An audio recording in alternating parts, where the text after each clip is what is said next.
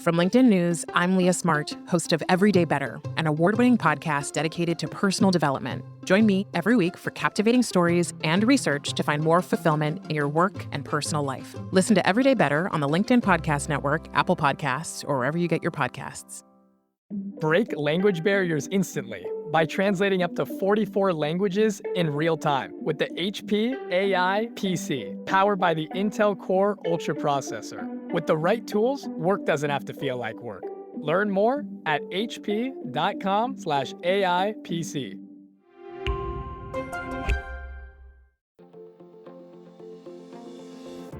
Hello, my friend, and welcome to another exciting episode of Negotiate Anything. Thanks for joining us today.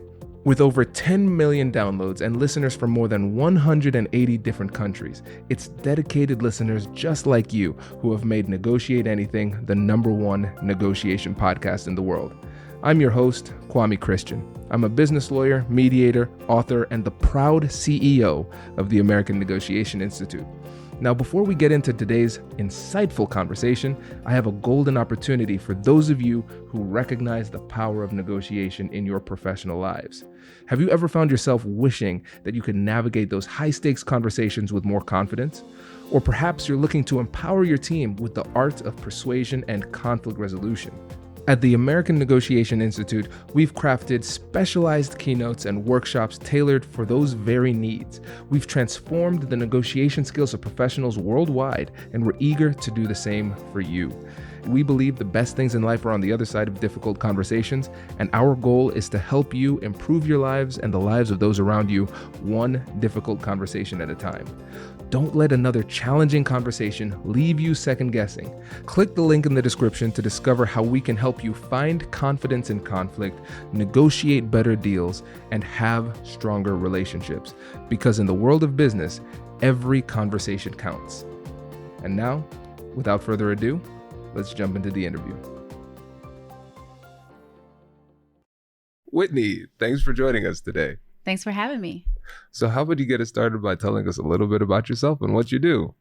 My name is Whitney Christian. I am a family physician in Ohio. I'm also the wife of Kwhitney Christian, the mother of Kai and Dominic Christian. And those roles keep me pretty busy. I like to believe I do other things too, but those are the main things that I do on a daily basis. Yes, listeners. So if this is your first time listening to an episode, this is probably not the best episode to listen to like get a vibe on what this podcast typically is. Because after 7 years and over 700 episodes, I've done the thing that I've been avoiding, which is having Whitney on the show. So you have been avoiding it. You made it seem like it was me that was running away from your podcast. Yes, of course I did. Okay. There, you heard it here first, people. Yes, so it was becoming harder and harder to avoid, and so we posted about it. Hey, Whitney's coming on the podcast. Unfortunately, that post did really well. Unfortunately. And so here we are having this. And so just promise me you won't embarrass me in front of my friend. I don't really know that I can make that promise. I don't like telling lies. Oh boy.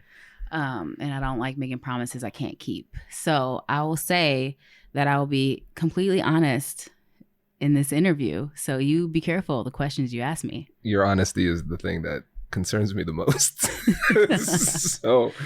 So I asked folks on LinkedIn and less so on Instagram because, Instagram doesn't like you. Instagram hates me, man. Like people just come to see you, Kai, and Dominic. Nobody cares about me on Instagram. So let's just talk about LinkedIn. And we got a lot of questions from people. And I think what was really interesting is that I was saying, okay, Whitney's a doctor. She's going to come on the show and talk about like difficult conversations that she has with patients and all that type of stuff. But there was a very clear pattern in the responses on LinkedIn. People want to know about you as a person and about us as a couple, which is terrifying. Well, it's the day before Valentine's Day while we are recording this. So this one's for the lovers out there. Yep. And with that, let's get started. Why don't you talk about our origin story? How did Kwhitney get started? Kwhitney, that's our relationship name that our friends coined back in college. We met sophomore year of college. Actually, I first learned about you in the summer between freshman and sophomore year. My freshman and sophomore roommate, her name is Lindsay. Hey, Lindsay. She went on a study abroad trip this summer between freshman and sophomore year, and you happened to be there. You guys went to Ecuador for Spanish class, and she actually sent me a Facebook message in the middle of the summer, like, hey, there's this guy named Kwame that I think you should meet, and I think you guys would be great together. And I was very studious. I didn't really care to meet you. I was just like, why is she trying to hook me up with this guy? And so I was like, oh, okay, sure, whatever. And then sophomore year started, and you all had a get together with all the people who went on the trip. And you came to our dorm because I guess Lindsay had to pick something up. So you kind of just poked your head in, and I was sitting there studying because I was trying to get into med school. So I was in the books. And he said hi. I looked and said hi, and that was it until the next quarter. We were on quarters back then. And then we ended up being in a class together. So I remember that day very clearly because it wasn't just you said hi. It was quite dismissive, I would say, because it was you turned around briefly and literally only said hi. I was studying biology. I had to stay focused. And you just turned around, said hi, and turned back around. Like, I don't even think you waited for my response of hi back. And I was like, well, that went well. Let's go eat some tacos. Did she say anything about me to you? I actually have never asked you this before. Did Lindsay say anything about me to you before you met me? Nope. Okay. So then you didn't have any expectation anyway. I had an expectation as soon as I saw you. I was like, well, let's try this out. I dropped my line. I said hi. That was a line? That was a line. That's just a greeting. I didn't have much of game. Okay. And so, fast forward. Fast forward to the next quarter, winter quarter it was. We had a Spanish class together, and then we also had the same Spanish tutor. I will go ahead and say right off the bat, I didn't need tutoring. I got a 4.0 in my minor for Spanish. But we ended up having the same tutor, and we had a couple sessions together that I enjoyed your company during those sessions. And then we started to study together, which didn't really do too great because we were mostly flirting. Yeah, that's where my game came in. I don't know that it was game. I just thought you were cute in the lack of game that you had, because I just felt like there was just honesty there. Dude, that's my game.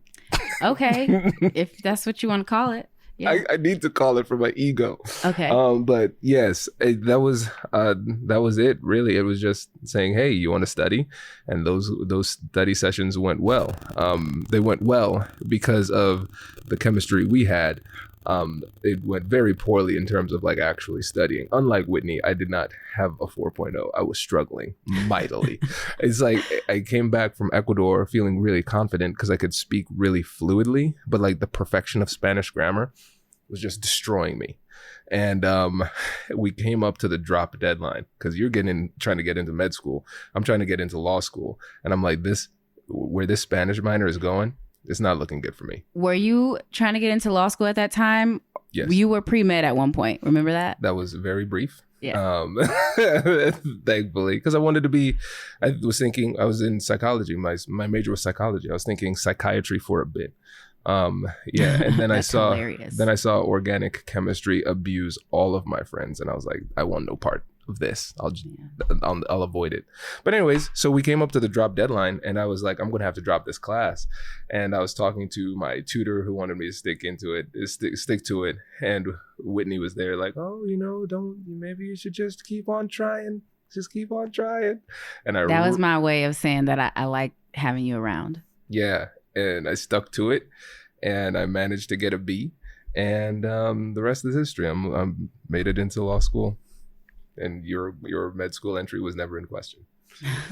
So yeah, so that's how the love story started, and then we can talk about how it didn't end. It's still going to continue. Yes, we're still here. Let's go through grad school from your perspective. All right, we're in Spanish class, going well. How did we start dating? Because this actually leads us to one of the questions from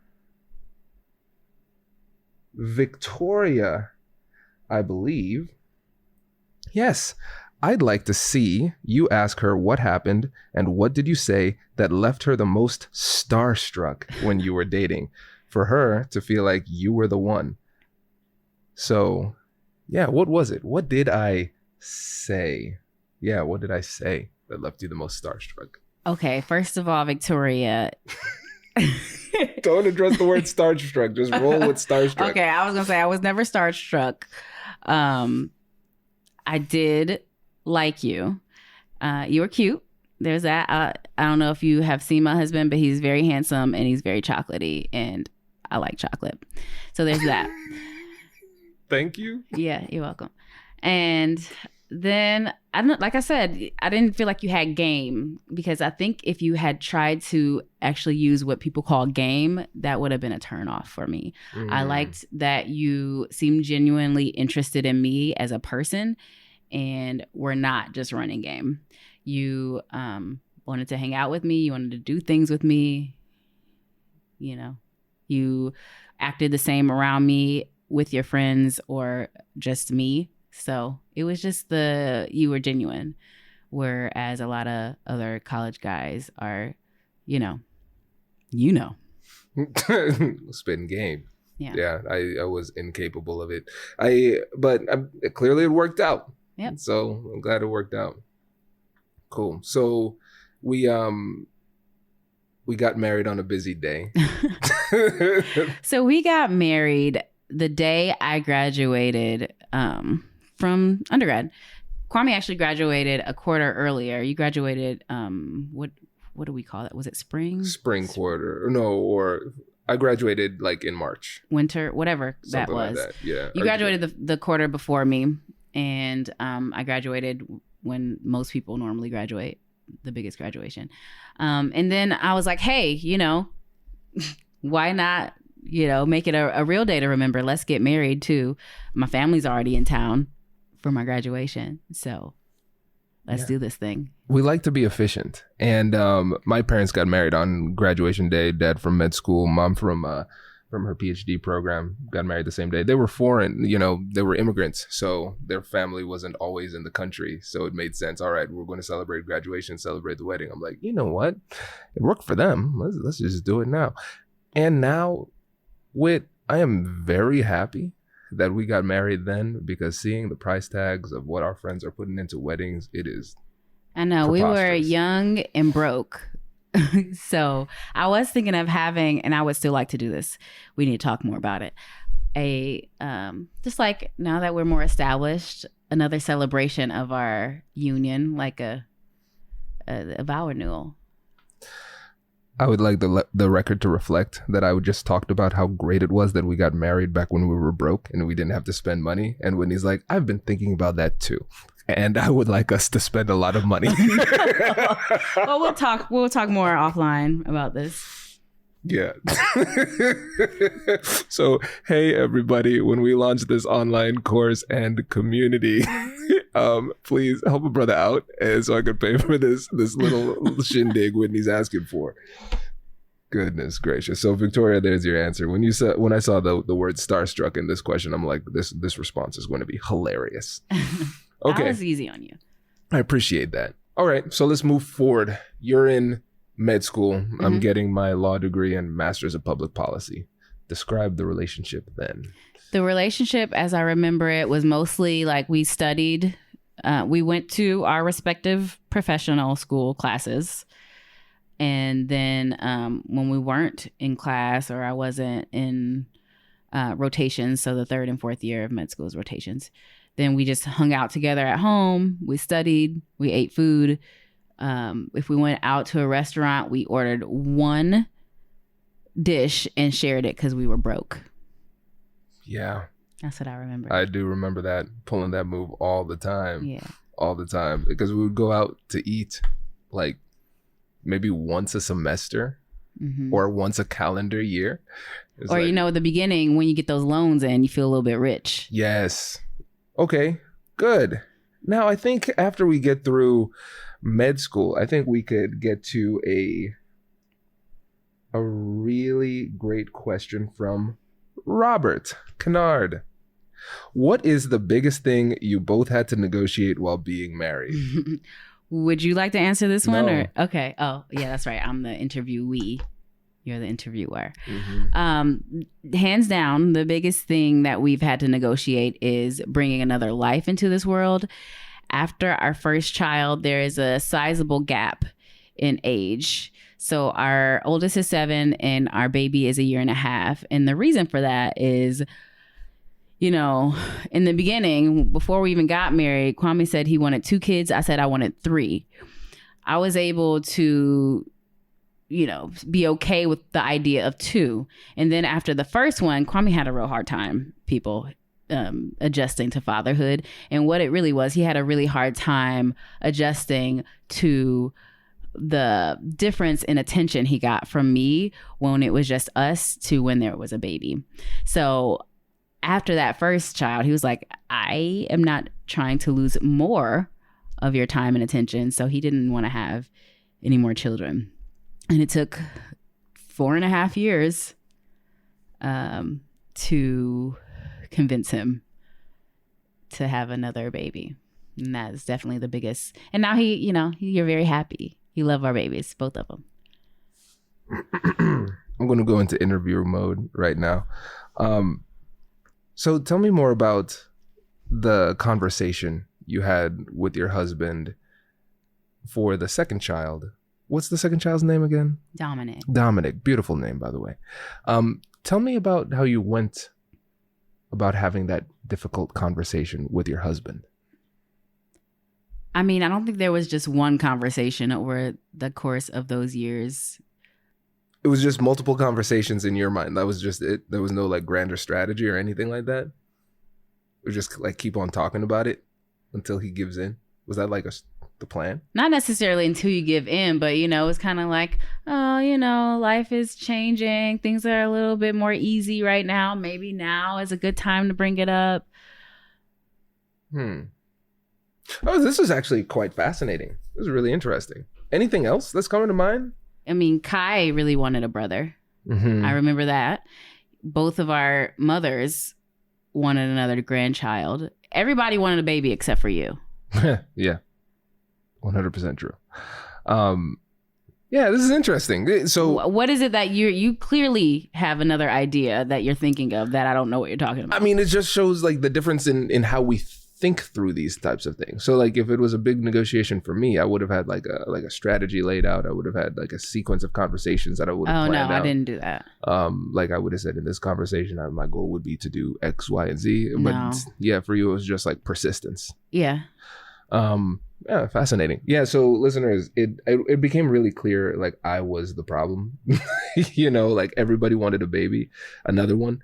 And then once Kai got to the point where he could like vocalize himself, like articulate himself really clearly, I was like, oh my gosh, okay, now he's having a vote too. It's going to be hard for me to withstand this level of pressure. I actually feel like Kai had more of a negotiation than I did. I have a video of him before we were pregnant, talking about like, if I do, he was like 4 at the time. If I do well in school, if I like listen to you at home, then we can have another baby. I have this video of him. And then a few months later, we got pregnant. So I really think he was the one who did the big negotiation. Yeah, it was really mainly Kai. It really was. And I think you were a lot more flexible the second time around too, in like having more childcare.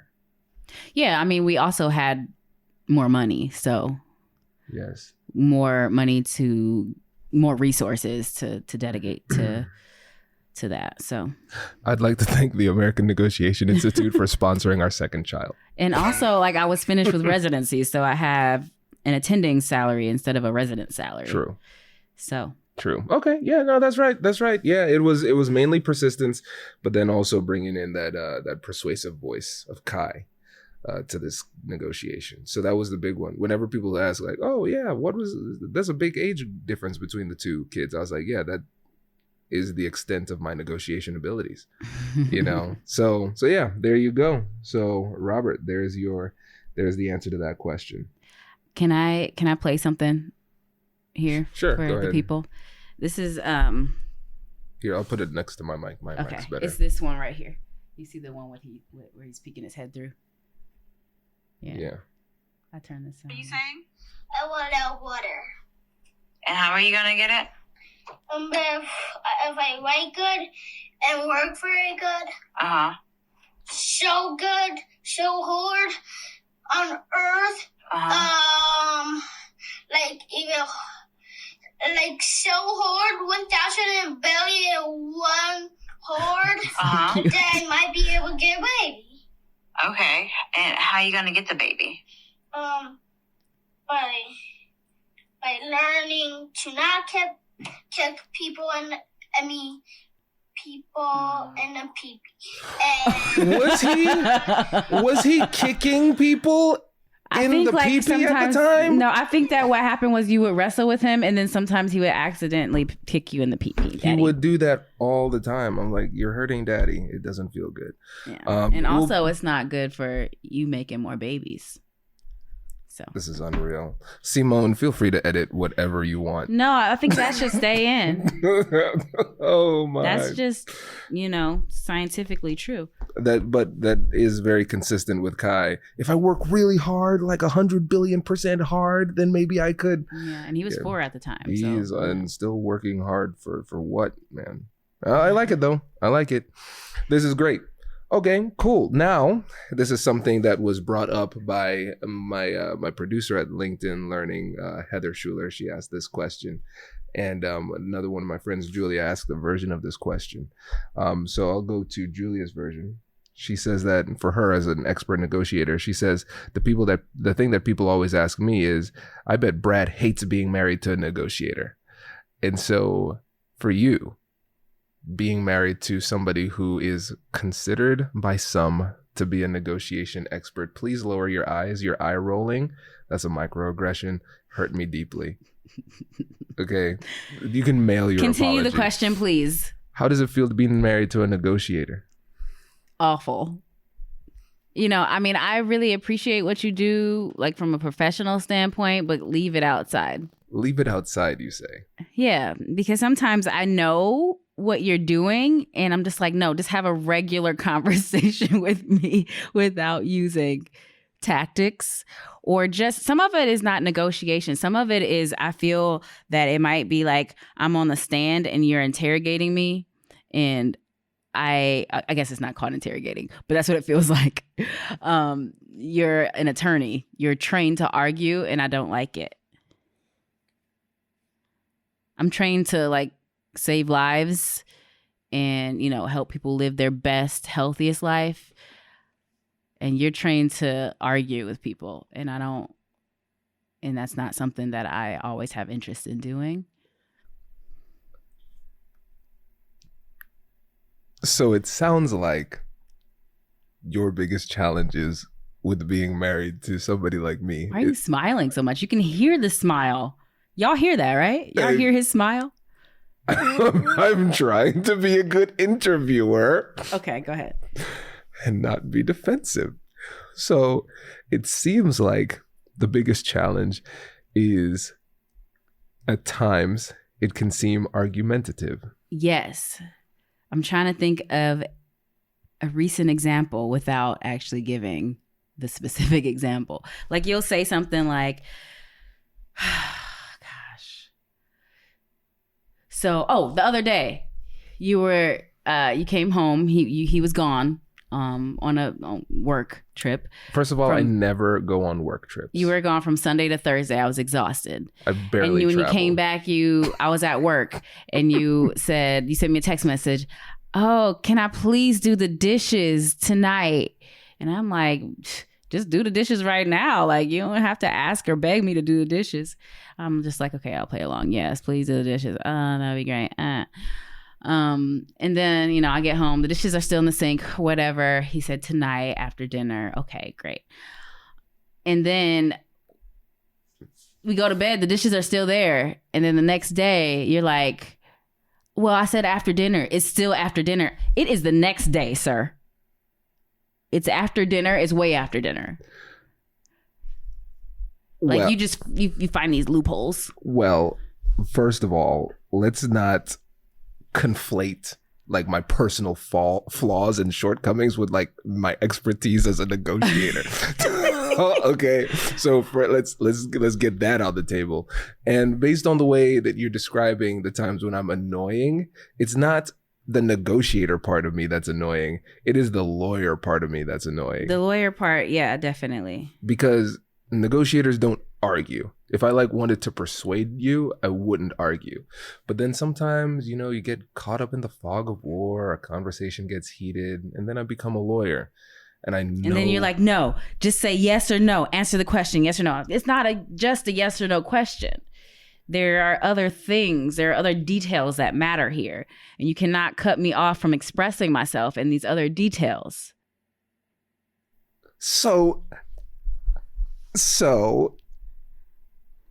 there are times where that has occurred, and those times are really indefensible. So let's just like okay, thank you. I was trying to figure out where that was going. I was trying to figure out a better answer than the truth, which was not on my side.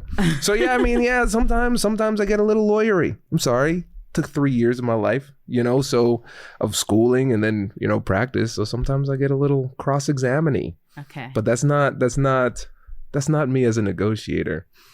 Okay. Yeah. The time I feel like you have negotiated some good things for our marriage. Like when I was working too much and you said, take some, lower your FTE. FTE is how many hours you work. Yeah. So I lowered it from 1.0 to 0.75. Yeah, that took months, by the way. Well, I can't just lower it. I have patients who are scheduled like months in advance. So that's why it takes months. Don't act like it was the patients that made it take so long. Whit. It took a while for you to even like accept it as a legitimate possibility. You're like, no, Kwame, I like working myself to death. I never said that. No, you said it with your words, with your actions. Okay. Oh, look who's defensive now. I'm not defensive. Your shoulders are all high. I'm just tired because I worked today. You make it sound like I don't work, Whit. I didn't say you didn't work. I said I worked today. Did I say anything about Kwame? I don't know. I'm all defensive now. Yeah, you are. I don't know. Super defensive. Listeners, I'm not this defensive. I'm Kwame Christian. I'm this like lovable guy. Let's go back to these questions. This is like. Yeah, I feel like we're gonna have to do a lot of editing on this. Man, I shouldn't have done this episode. I'm all off my game. I'm a good interviewer usually. Let's just go to the questions. Okay. Anyways, yes, Talar, my friend from Ireland, who now lives in the States. Yes, she has a really cool question. Ask Whitney to tell you something that you don't think she knows about you. So I want you to try to tell me something about me that you think that I don't know. That I think that you don't know that I know. Yes. Yes. Oh, that is a good one. I don't. Can we come back to that one later? Mm-hmm. I'll have to think about it for a while. Okay. Something that I know about you that you don't think I know. Such a dangerous question. I know. Like, I know what you do when you sneak out of bed at night. No. Kwame has insomnia. Have you told them this? I don't think I've come out publicly and said it. Oh, well, you can cut that part out. That's a HIPAA violation. It's fine. HIPAA schmippa. Yeah, I have insomnia. So sometimes he just gets out of bed in the middle of the night and he starts doing stuff for his work. Yeah. And I roll over and I'm like, where is my husband?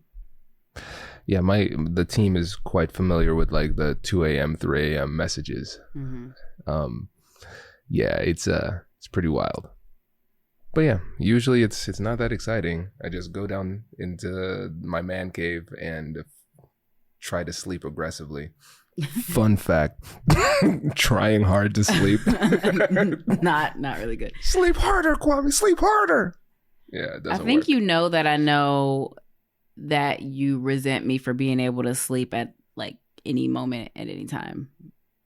It is your superpower. Most despicable quality. Oh, like I can fall asleep standing up. No, this is the thing. There are several layers of resentment. So it's not just the fact that you're flaunting the ability to sleep when I struggle with it. It's not just that. It's the nights when we have a difficult conversation and I'm all heated. An argument. He's calling it a difficult conversation, but what he means is an argument. I wish this was recorded so people could see like how smug you looked when I said it's the nights when we have like a difficult conversation. You got so smug because what happens is I'm all wound up, I'm all mad and everything like that, and then I can't sleep. I'm too worked up to sleep. And Whitney's like, yeah, the conversation ends, and Whitney's like, good night, and immediately falls asleep. Like it didn't bother her at all. Well, I'm never not tired is the first thing. I don't know of a time when I've not been tired since residency. And I had Kai in second year residency. So my career and my children, I'm always tired. I can always take a nap. So that's number one. That's why I can fall asleep easily. Number two, sleep does amazing things for my emotional regulation. When I wake up in the morning, I'm not mad anymore. So I know that the sooner I go to sleep, the sooner I'll be like, hey, Kwame, how you doing? And then you wake up the next morning and you're still pissed, probably more so than before because I slept and you didn't. Yeah. But I'm like, hey, I feel fine because one, I don't hold grudges in general as a person. And two, I just slept and that helped my emotions just like come down. I'm even killed now. Yeah.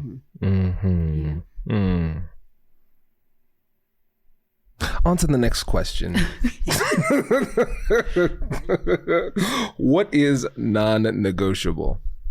Like in our marriage? Or oh, that's it. Open-ended? That is Rashida asking an open-ended question. Let's see where you take it. I mean, this podcast is called Negotiate Anything, so it's kind of hard to come up with. I guess that our family comes first is non-negotiable. Like the well-being of our family is top priority. That's good. That's a good answer. So Ryan said, I'd love to know her negotiation strategies for negotiating with you. So besides the baby negotiation, which I guess was just like, brute force and persistence. I wouldn't say it was brute force. I didn't like put you in a headlock or something. You used my son against me. I didn't tell him. He himself wanted a brother. You used my son to create another son. But anyway, that was all him. He wanted what's your brother. strategy for negotiating with me if you want to change my mind on something? So I know that you are all about research and reasons for things. So if I wanted to change your mind about something, doing some research ahead of time of things that I will talk to you about the benefits of doing it, whatever it is, the way I want to do it. And then giving background on why it's good either scientifically or anecdotally for other people, why it has worked well, or just those main two things. And then coming up with reasons that it would be good specifically for you or me or our family. All right, I have another question. Would you say that I'm hard to persuade? It depends on what it is. You are stubborn about some things, yes. I'm stubborn about things? Yeah. So do you want to know what things you're stubborn about? Should I? Yeah, go ahead. Tell the world. Putting the toilet seat down. I can't persuade you to do that. Like, it's been 13 years almost. And you still leave the toilet seat up. every time. Hold up, not every single time. Basically 98% of the time. But not in our bathroom. Yes. Wow. You do. I go in there multiple times a day and the toilet seat is up. I didn't put it that way. Yo, there is some kind of elf struggling with toxic masculinity in this house because I put the seat down every day. Okay. So there's that. And then also, I don't want to badmouth you on your podcast. So we'll just leave it there. So listen, I stand by all women and my wife in fighting this scourge of the toilet seat being up. It disgusts me. And it needs to stop. I feel like in this situation, no doubt, I have fallen short. But it is not intentional. I don't look at the toilet seat. I'm like, man, I'm leaving this up. It's going to be great. I just don't think about it. It's an awareness thing. When I do think about it, I put it down. I just usually don't. So yeah. Okay. So noted. I have growing to do. I'll do better. Other things sometimes that you are stubborn about. So Kwame has an undergraduate degree in psychology, but he thinks that makes him a psychologist. It doesn't. So some things with our kids as far as like early childhood developmental stages.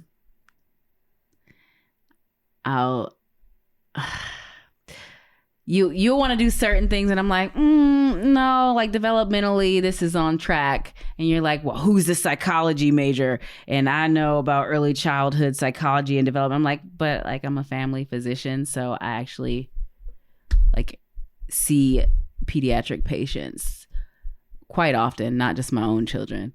So I also have that experience in practice, not just like books that I read when I was in undergrad. But you get you're very staunch about that when it comes up. And I'm just like, you know what? Picking my battles. You can go ahead and have that one. What? Are you laughing because it's true? No, I'm laughing. There's a Kwame in my head like, Kwame, set the record straight. Go get her. And then there's another Kwame like, Kwame, tens of thousands of people will hear you.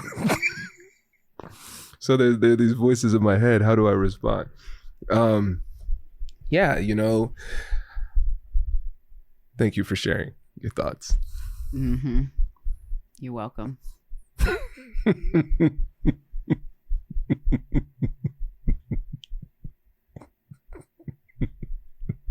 Oh man.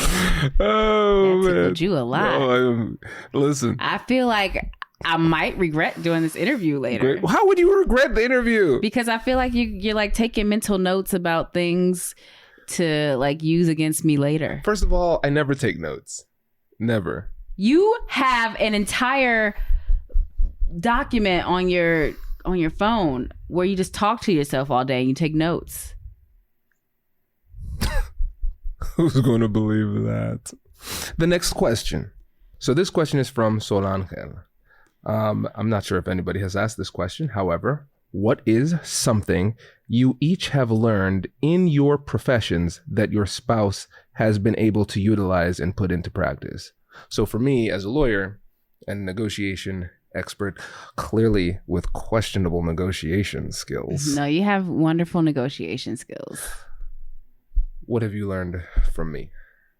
And I'll respond from your perspective too. I've learned about compassionate curiosity. So going in, asking questions in a, compassionate way and really listening for the answer to be able to have a better understanding of where the person's coming from. Nice. Can you give an example of when you used it? I think I use it every day because I interview people every day for work. I talk to people and ask them, whatever the medical issue is, or that they're dealing with. I ask them, what's bothering them? How did they get to this point? If the problem is that maybe they're not taking their medication like it's prescribed, trying to get a better idea of why not. Is it just because they're like, I don't want to take medicine? Or is it because the medicine is giving them a side effect? Or is it because they're afraid the medicine might give them a side effect, so they never even tried it? Or is it because they can't afford their medication? So just trying to, instead of saying, hey, I see you're not taking your medicine, why not? Just saying, I know that there are a lot of reasons why people may have trouble taking their medications as prescribed. Is there anything that is getting in your way of taking your medications? Yeah. Yeah. Nice. Cool. I think for me, it's just recognizing the expertise of like the body there's a lot to know and there's a lot that I don't know. And so it's just recognizing, okay, I've lived with myself for a good amount of time, but that does not make me like a doctor. I don't know like what's really happening. And so just having a bit more humility and getting checked up when I need to. I think just recognizing that expertise and deferring to people in the medical field when appropriate has been one of the greatest learnings for me, so. And I will add on to that, while you're not a physician, you are the only person who has lived in your body for as long as you've been alive.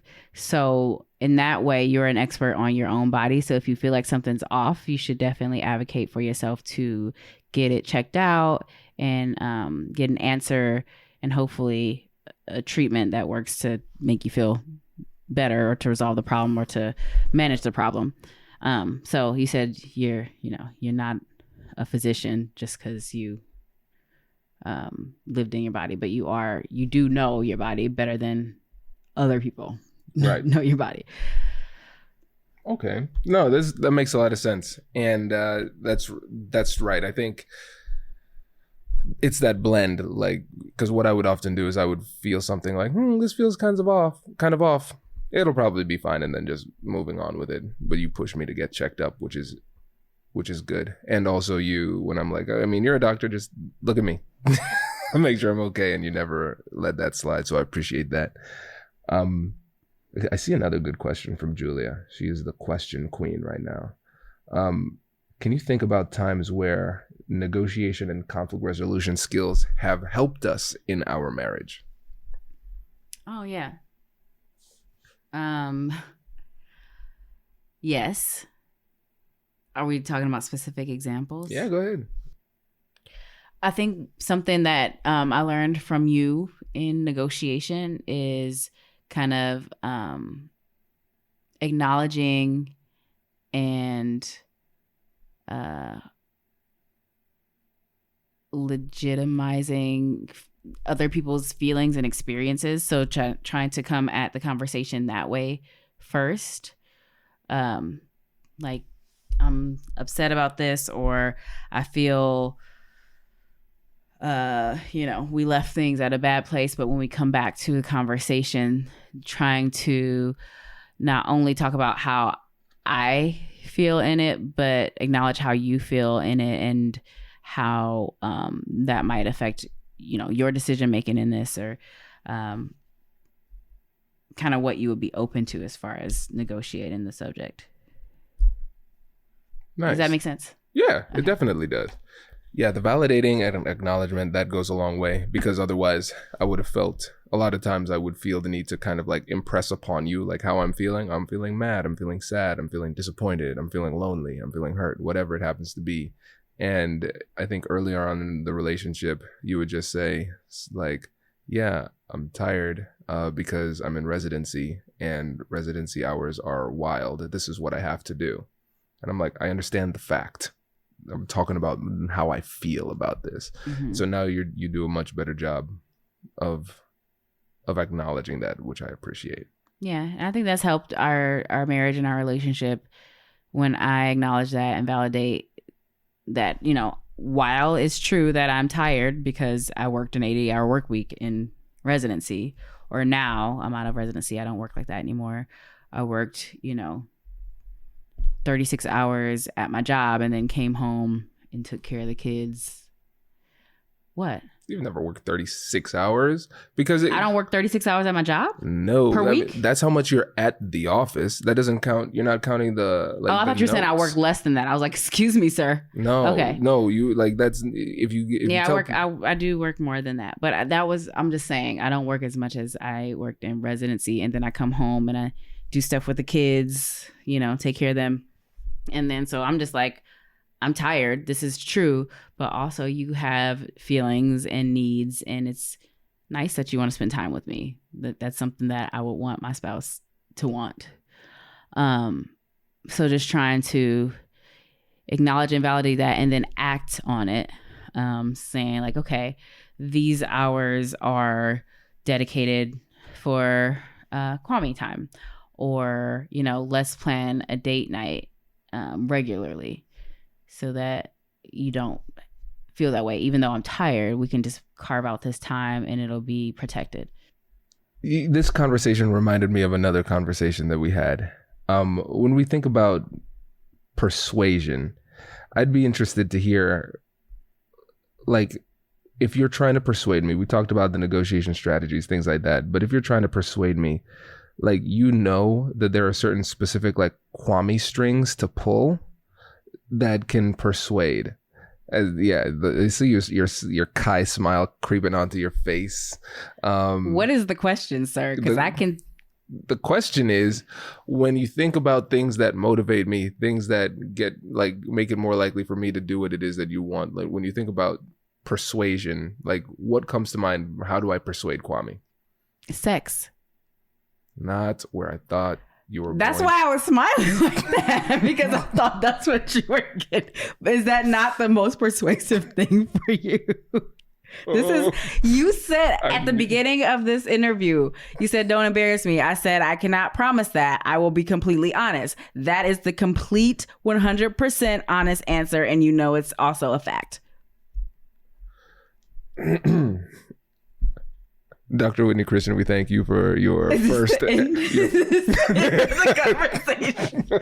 I thought that's why I was looking at you like that. Like, do you really want me to answer this question? Did you not read the eyes? I read the eyes. I didn't think you. Anyways, yeah, okay. What did you think I was going to say? It's a solid answer. It's factually correct. Now, is there anything else? You like to work out together? I do. So those physical activities. Physical activities and also cuddling. Another, physical activity. So your love language is quality time and physical touch. Correct. So those things move the needle for you. They certainly do. I was thinking about the time, I think it was in December, where you wanted us to go on more dates. And you were disappointed on how many dates I was taking you on. Do you remember your approach there? I said I wanted more romance. Yeah. And I said, maybe you're not romantic. Is that what I said? Nope. You said, I said, well, you're busy, you're tired. I'm mindful about taking too much of your time. I don't want to ask for time that you're not willing to give. So I was like, look, my mentality for romance is work super, super, super hard in the business, make more money, and then buy back more of your time as you start to scale back. And that's what I said. Yeah. And I was like, but what about right now?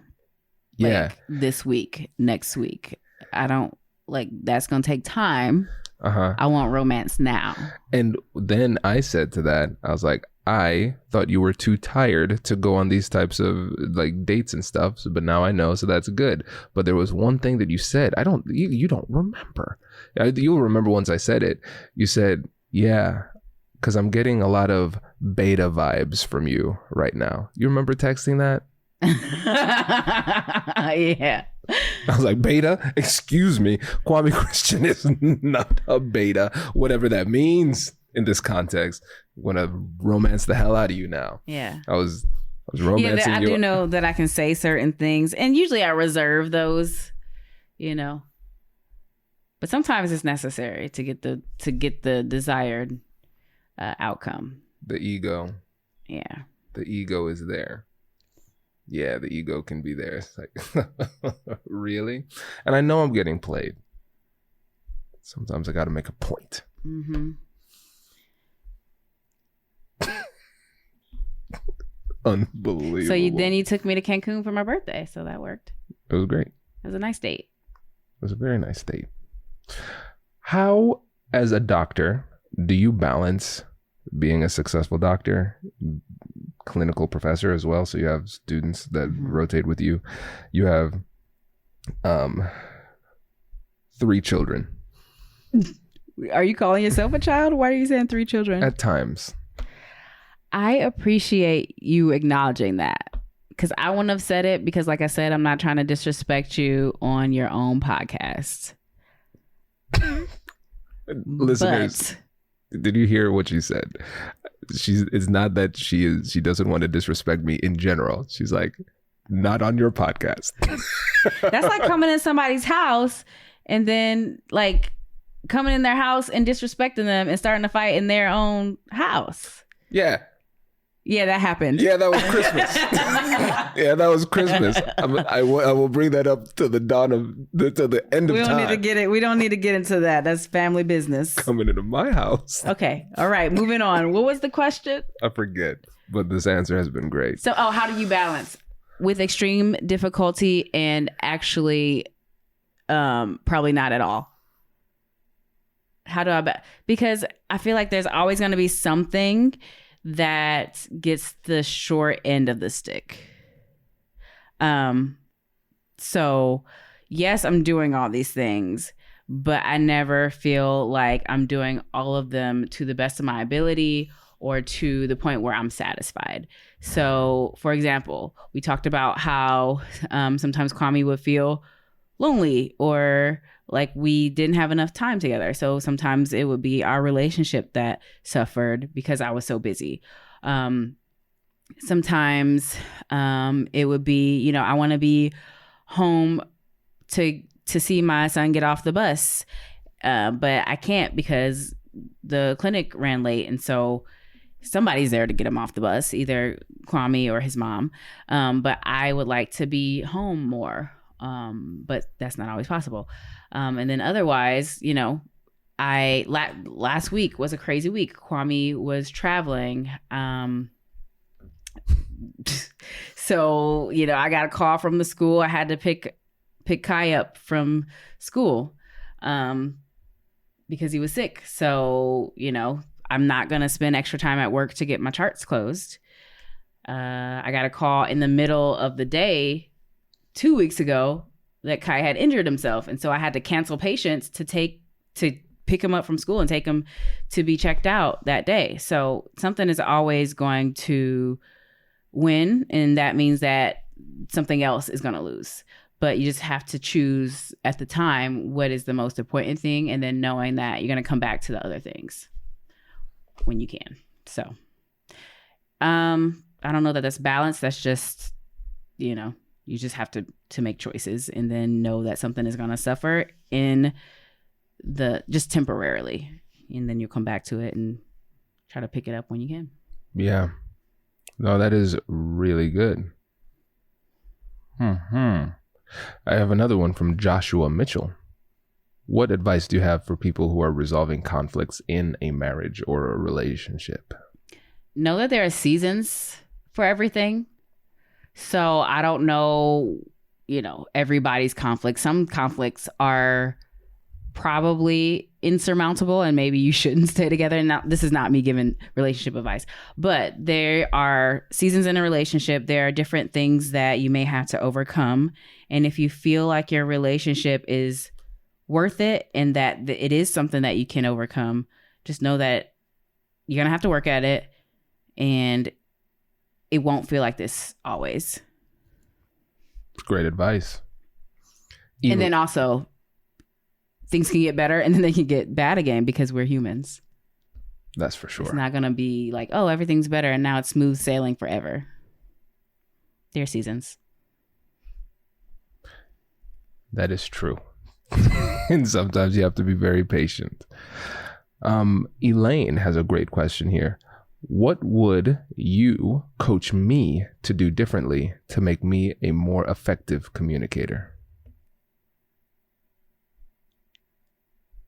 I love this question. Before the end of the question, I was like, what would I coach you to do differently? Let me write this list of things in the house. But just to be a more effective communicator. So that one specifically, and this is probably very specific to our relationship. I know when you are upset about something, and then you always pretend like you're not for like hours at a time. Which now I just try to give you space to, process your feelings. But when I ask you, hey, is something wrong? And then you tell me no, then I just feel like you're lying to me. So just being honest, like, yeah, something's wrong. I just don't want to talk about it right now. And let me know when it's okay to approach you. Because my thing is, I want to talk about it and, try to come to a resolution sooner so that we can, snuggle and be happy and lovey-dovey again. But you're not in that same space that I'm in. So, but I need you to like at least acknowledge the fact that I'm feeling something that is real coming from you. Because otherwise I'm just like, what am I supposed to do with that? Should I avoid you? And then you think like I don't care if I'm not near you or don't try to figure out what's going on? Or if I'm, like extra lovey-dovey, then I'm just annoying you because you don't want to be near me. So I need you to tell me when you're upset about something, like what is it that you want me to do? Do you want me to wait and come back in 2 hours to talk to you about it? Do you like not need to see my face right now because it's angering you? I don't know. So that's the main thing. I don't think I think that's way too specific for her question, but that's it. It's a great answer. And following up on that, what would you say are my biggest blind spots? Just in general. Blind spot? I don't know if I would call it a blind spot, but I think that especially because you are a negotiator and you try not to go into things emotionally, you sometimes pretend that you don't have emotions. And I'm like, Kwame, it's fine to have emotions. You're a human. And you're like, I'm not a human. And I'm like, but you are though. Is that a blind spot? Would you call that a blind spot? It's certainly something. Yeah, it's something. So that is a big one. Like not wanting to acknowledge your humanness and the fact that humans do have emotions and it's okay to have emotions and to be honest about them. Have you seen any improvement in that area over our relationship? Absolutely. When you started getting therapy.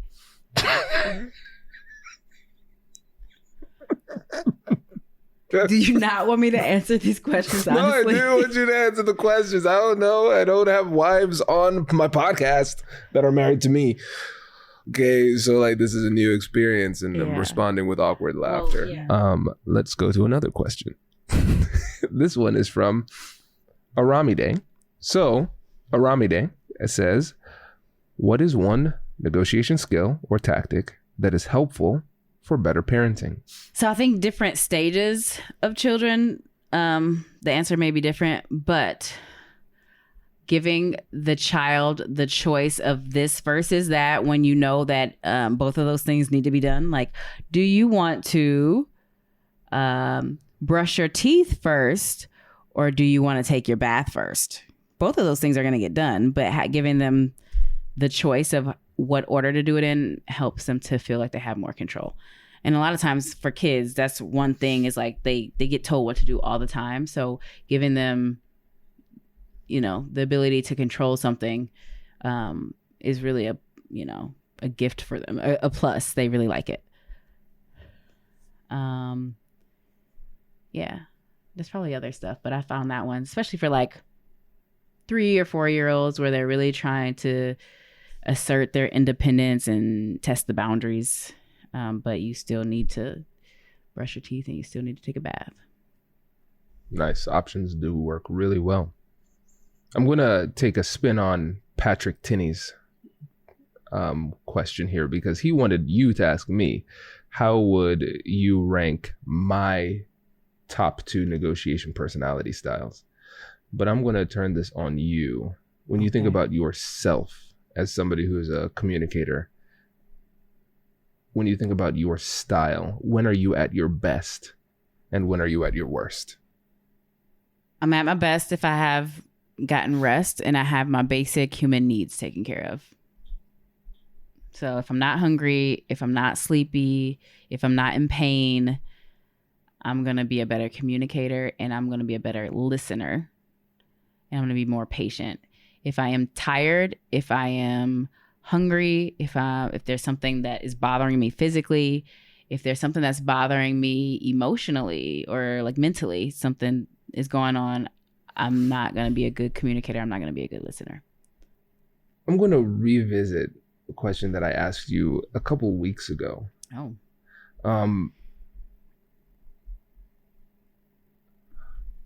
Have you noticed that in our relationship, I'm at least trying to be more relaxed, more go with the flow, more chill, and less argumentative? Yes. Oh my God. I'm just trying to figure out from what date to what date you're talking about. Yes, I have noticed that. I'm interested to know, like, tell me about your date specificity. That's fascinating to me. Has anybody called Kwame's phone and let it ring to go to voicemail? First of all, everybody knows that voicemails and emails and mails, just mailing me things, those are all acts of aggression.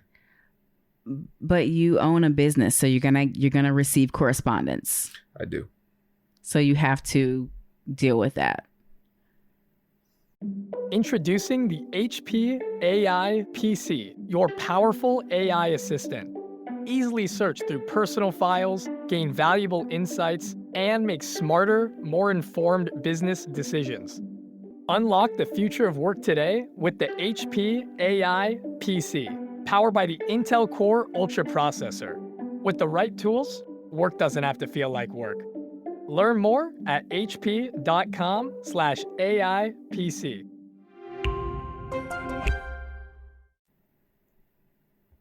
That's just a fact of life. You can't ignore voicemail, email, and snail mail. I never said I ignored it. You literally said on your voicemail that you don't listen to voicemail. And then like your best friend, your mom, and your wife are like, yeah, that's not a good look. You probably shouldn't say that on your voicemail greeting as a professional.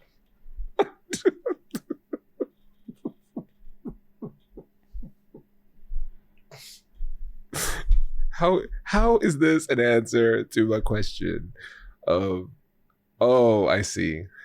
Oh, I see. You're saying this is me being stubborn and not adjusting. Okay, don't respond with that tone, that tone that you just did. Yeah. Okay, fine. Fair. But I did change my voicemail. I changed it. His voicemail now says, because my family wants me to have a voicemail, I'm going to have this voicemail, but I still don't listen to voicemail unless it's an emergency or something like that. I like to be honest. Okay. So I have it. I made that adjustment. Okay, so I guess, so I'm not as flexible and compliant as I thought. Is that the message I should take away from this? Yeah, but we're all learning and growing and evolving every day. Which brings us to a great question to wrap up with. This is from my friend Lucia, who says, and I quote, "Ask her how she puts up with you. Curious minds want to know." Oh my gosh, Lucia. Thank you for this question, boo-boo. Patience of Job and just looking at the faces of my children and saying, man, these are some cute kids. We made these kids together. Let's give them the best life with both parents in the house. And, just choosing to love you every day. And, forgiveness. And remembering all of that is true, but this is really something I think about all the time. Remembering kind of our foundations and how we were before we had kids, how we were in undergrad. And I have this picture from, I think it's on Facebook, where we were somewhere studying in undergrad, and your face is like, it was taken on my laptop. You know how it has the camera. You like put your head over the top of it, and the laptop is in front of me. And so your head is kind of hanging down the top of the picture. And then I'm looking up at you like this. And I just looked really happy that we were spending time together, and that you were my boyfriend. And just remembering moments like that where we made each other really happy in times when it's very difficult and I'm tired and the kids won't sleep and you're traveling and you left the toilet seat up and your socks are in the middle of the floor and you left your plate on the table without taking it to the kitchen to clear it. But I don't travel that much. You traveled last week and you're traveling again on Wednesday. But then I'm here for like a month. Is that true? Yeah, 100%. Okay. I got a month. Like it's like the 22nd. Okay. That's like more than a month here. But this year has been kind of wild. So. But yeah, I just remember our history. I look at our kids. I think of our future. And I also think of the fact that I also am an imperfect human. So I get on your nerves too, and we put up with each other. That's good. I like that answer. Yeah, that's a good answer. Now, let me ask you some questions. Oh, I thought you said to wrap it up. I don't know. I'm enjoying this more than I thought. Okay. And this is a Julia question, actually. Julia asked like a million questions. Julia, you have good questions. Great questions. What hopes do you have for your future together?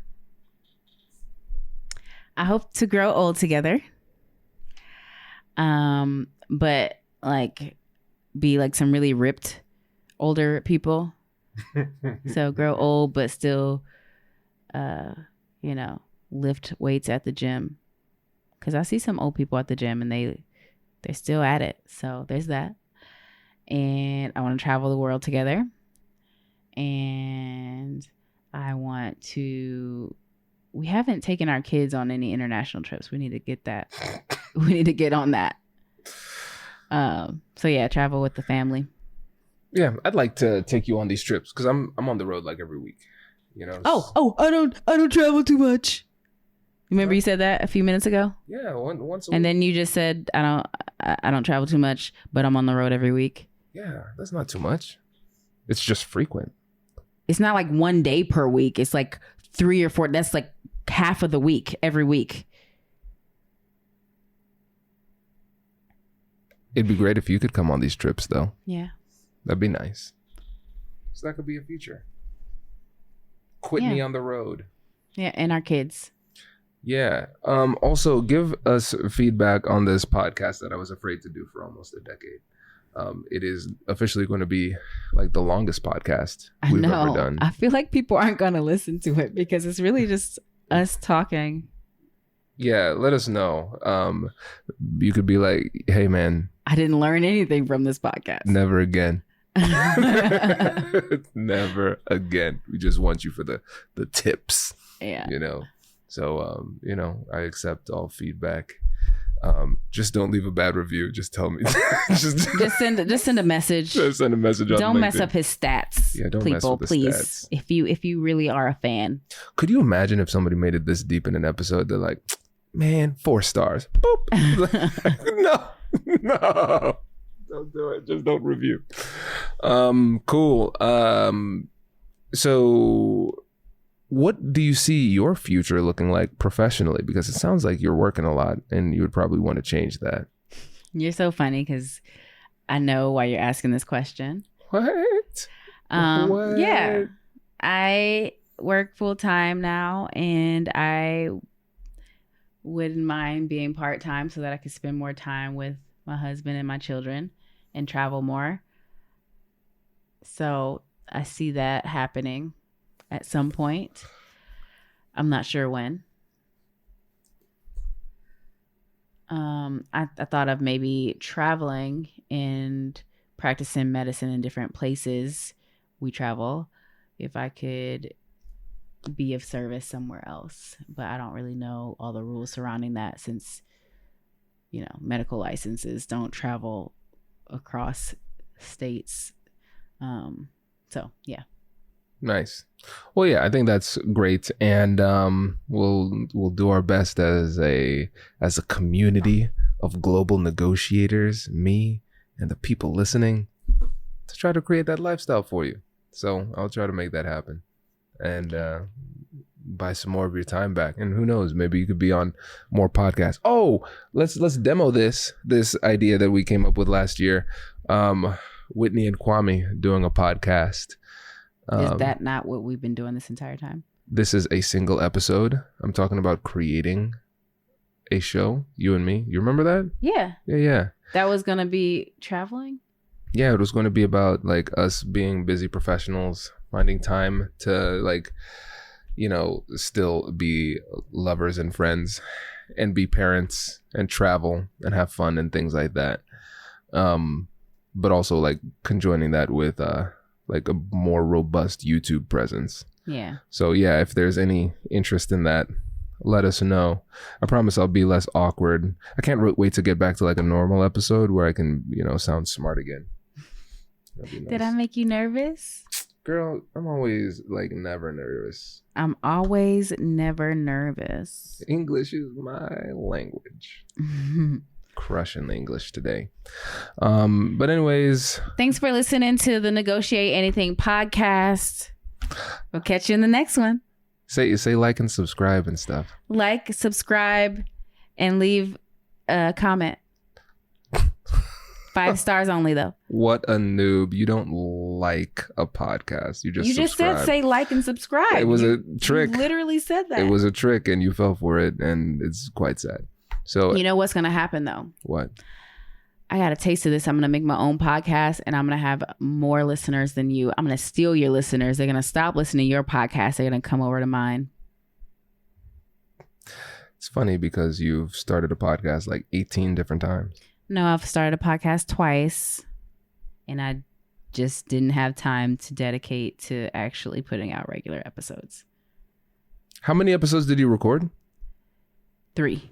Well, the people want to hear it. Okay. Let's get it started. But anyways, everybody subscribe and leave a 5-star review on Negotiate Anything, or just, wait for a normal episode and feel that one out and then leave a review after listening to an episode that's actually like about negotiation. But thanks for coming on the show. I know it's late for you. How do you know it's late? How do I know it's late? Oh, you're talking to me. Thanks for coming on the show. I thought you were talking about the listeners. Like, you don't know what time they're listening to this. I looked at the clock. Let's go ahead. Simone. No, Simone. Simone. Don't edit it. That means cut that out. We should get like a clean ending. It is late though. Let me get a clean ending. All right, everybody. Really appreciated you spending this.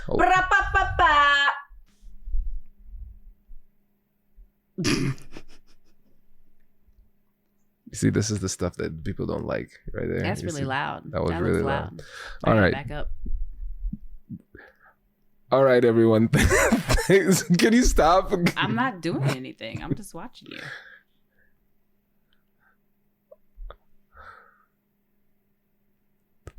All right, everyone. You are the worst. Just let me finish. Okay, go ahead. Let my team free. Everybody, thank you. Just finish it. I'm trying to do it with you. You can just do it. You want to close it out? I don't want to. I want you to do it. All right, everybody. Thanks. Thank you. Okay, I'm walking away. I'm not going to mess with you anymore. Okay, go ahead.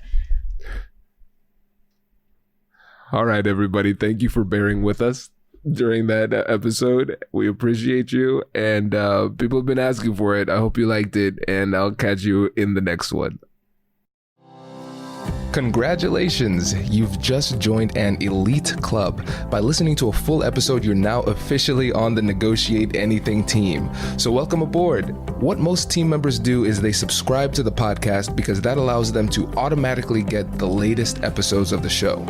The best things in life lie on the other side of difficult conversations. Keep learning, keep practicing, and keep getting better. Your relationships will improve, your career will soar, and you'll have the confidence you need to get the most out of these crucial conversations. Again, thank you for joining the team. We're excited to have you, and I will see you in the next episode. I'll catch you later.